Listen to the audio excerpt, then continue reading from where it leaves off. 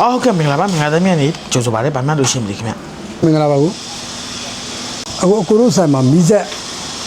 အကောင်းဆုံးမီးစက်အတန်တိုးတဲ့ရလိုချင်တယ်ဟုတ်ကဲ့ပါကိုကျွန်တော်ရှိမှာဆိုရင်เนาะအတန်တိုးမီးစက် Infra Type တွေကအကောင်းဆုံး brand နဲ့ဆိုရင်တော့ Honda ရောက်သွားမှာခင်ဗျအခုချက်လက်ကြည့်လိုက်ပါเนาะဒီမှာပါ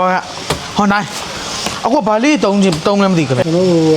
အဲကိုနှစ်ကောင်အားတို့မီးချောင်းပန်ကားဟုတ်ကဲ့ပါအဲကိုနှစ်ကောင်နဲ့ lighting မီးချောင်းပန်ကားလားခင်ဗျဟုတ်ကဲ့ဒီမီးစက်တယ်ဆိုရင်เนาะဟိုအဲကိုနှစ်ကောင်နဲ့ lighting မီးချောင်းပန်ကားနိုင်သွားမှာပဲခင်ဗျဟုတ်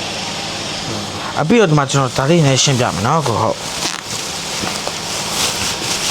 ဒါလေးကတော့ကိုဒီမှာတော့သူ့ရဲ့ function နဲ့ကျွန်တော်ရှင်းပြမယ်เนาะကိုသူကဘာလဲဆိုတော့ remove နဲ့လည်း no လို့ရပါမယ် push တက်လည်း no လို့ရပါမယ်ဒီမှာ remove ပေါ့เนาะဒါ remove လေးပေါ့เนาะဟုတ်အဝေးကနေပြီးတော့တက်ကြီးရွယ် over no ဘာ no လို့ရပါမယ်ပေါ့เนาะပြီးဒီမှာဒါကတော့ဟိုပါပေါ့เนาะဒီက on ပြီးဒီမှာ push တက် no ရတာပါပေါ့เนาะ push တက်ရပါမယ်ပြီးဒီမှာ dial အတူဖုန်းနဲ့အတူရပါမယ်ဒီမှာ display ရှိပါ display မှာ running hour ပြမယ်တုံးနေလောက်ပြမယ် voltage ပြမယ် frequency ပြမယ်ပြီးရင် C ဘယ်လောက်ရှိနေဆိုတာလည်းပြမယ်ပြီးပေါ့เนาะဒီမှာ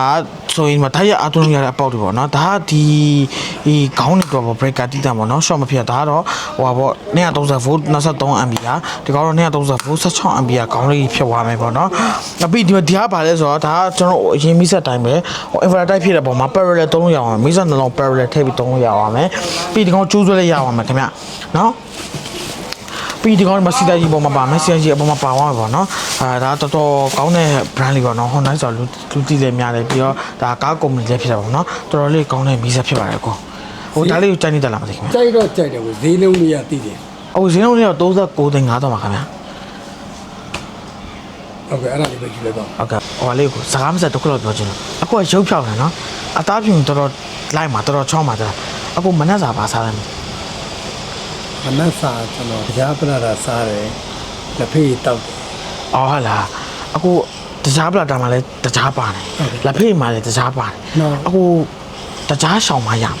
တရားကိုဖြတ်လိုက်တရားဖြတ်လိုက်ပြီဆိုရင်အခုအသားလည်းဖြူအောင်မယ်ဒီတက်လည်းပိုချောရမယ်ကျွန်တော်လည်းအခုလာမယ့်2026မှာကျွန်တော်တရားဖြတ်တော့မှာကျွန်တော်ပိုချောခြင်းရဘာကြောင့်ဖြတ်ရမလဲကိုကလည်းတရားဖြတ်ကြည့်လိုက်လေကိုသိသွားတယ်ကောင်းပြီလေဖြတ်ကြည့်လိုက်မယ်ပြီးတော့ကိုဖြတ်ကြည့်လိုက်ကျွန်တော်သူဖြတ်ကြမှာကျွန်တော်လည်းပိုချောခြင်းတော့ဖြတ်မှာပါမယ်ဟုတ်ကဲ့ပါကျေးဇူးပါဒါလေးယူမယ်နော်ကျွန်တော်ပတ်စံကေပီလက်ထည့်ပြီးကျွန်တော်လုပ်ပြီးတယ်ဟုတ်ကဲ့ကျေးဇူးဒါငါတူလား